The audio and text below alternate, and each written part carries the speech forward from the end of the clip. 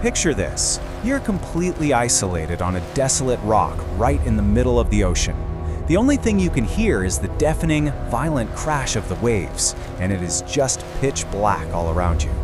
Standing in the middle of all this is a single lighthouse, and its three keepers have one job: keep the light on so ships don't smash into the rocks. But then, on December 15, 1900, a passing ship looks over, and the light is totally out. No signal, just dead silence and darkness.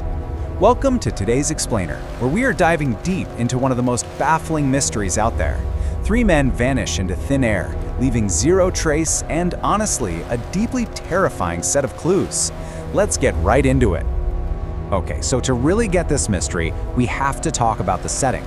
It's a place called Flannan Moor. It's this intensely steep, isolated rock sitting about 20 miles off the coast of Scotland.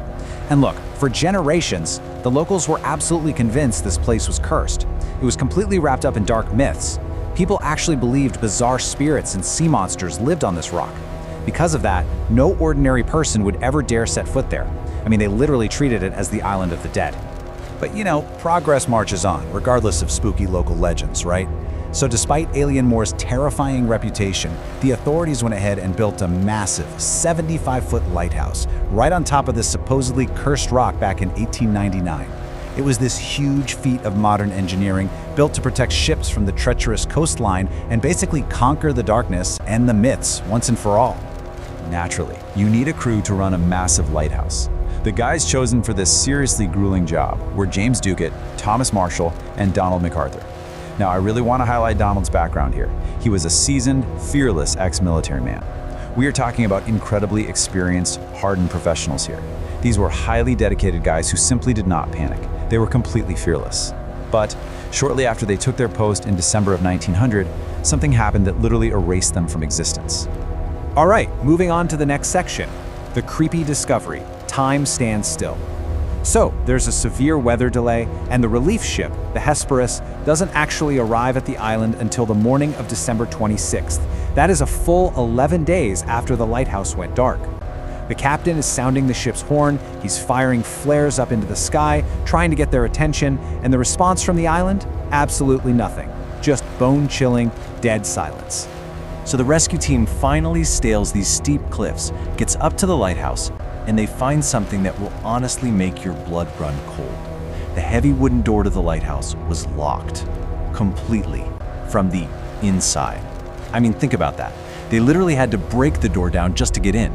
If these guys had been, say, swept out to sea while working outside, who locked the door behind them from the inside? It is literally the ultimate locked room mystery. And when they finally get inside, it somehow gets even stranger. Right on the kitchen table, there's a half-eaten meal just sitting there. It's like someone hit the pause button right in the middle of taking a bite. On the floor, a single chair is tipped over, which heavily implies some kind of sudden panic or a desperate scramble to get away. On top of that, every single clock on the wall had completely stopped ticking. It was like time just completely froze in that room. Oh, and the men's waterproof jackets? Completely missing.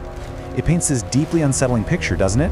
Three men just vanishing into thin air, mid-dinner, inside a completely locked fortress. Next up, let's look at the logbook descent into terror. As if the physical scene wasn't creepy enough, the captain finds the keeper's duty logbook. It's this dusty, leather-bound diary they have to update daily. And the entries in here, they revealed the true, unadulterated horror of what these men went through in their final days. The words on these pages absolutely shook the rescue team to their core. We have a timeline of the final entries from December 12th to December 15th, and it basically shows these seasoned professionals completely unraveling. Let's look at exactly what they wrote down. The December 12th entry says, "Severe winds. I have never seen such a storm. James is unusually quiet and Thomas is crying." Let's pause and really think about that for a second. Thomas was a hardened guy, working right alongside Donald, an ex-military soldier. So ask yourself, what kind of terrifying situation would make a seasoned, tough-as-nails professional literally break down in tears? And it just gets worse. The very next day, December 13th, the entry is short and chilling.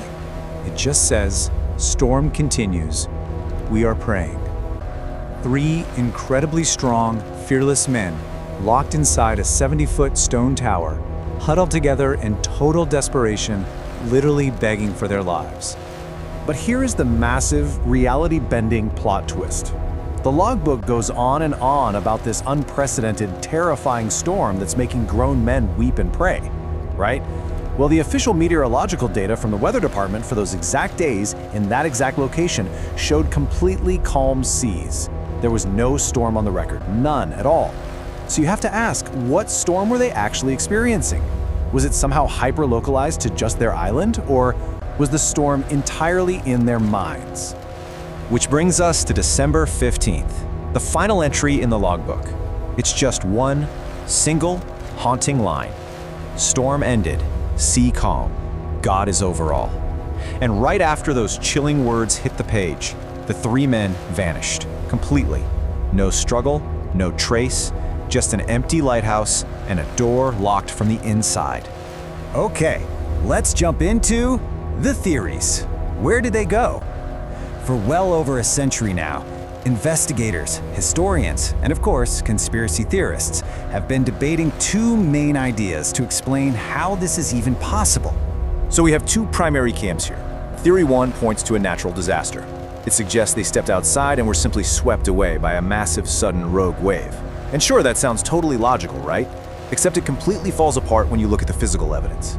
A rogue wave doesn't lock a heavy wooden door from the inside, and it definitely doesn't tip a chair over inside the kitchen. Because of those glaring physical inconsistencies, a lot of people lean towards theory two, which is the paranormal explanation the locals always favored. This theory suggests the men were taken by an unknown entity or maybe some terrifying sea creature that lived on the cursed rock. People who believe this argue the men weren't terrified of the wind, they were terrified of whatever was out there with them. Now, we are not here to endorse either of these viewpoints. In this explainer, we're just laying out the puzzle pieces exactly as the historical sources present them. 124. That is the number of years that have passed since the light went out on Eileen Moore, back on December 15, 1900. 124 years of non-stop investigations, wild theories, and maritime history. And in all that time, not a single trace. Not even a hair of James Ducat, Thomas Marshall, or Donald MacArthur has ever been found. It truly remains one of Scotland's greatest unsolved mysteries. It's the kind of story that literally makes the hair on the back of your neck stand right up. So I'm turning this over to you. What do you think actually happened inside that locked lighthouse on that dark December night? Was it just the brutal wrath of the ocean, or was something much more sinister hiding out there in the dark? Drop your best theory in the comments below. Thank you so much for joining me on this explainer today. Stay curious, and I'll catch you next time.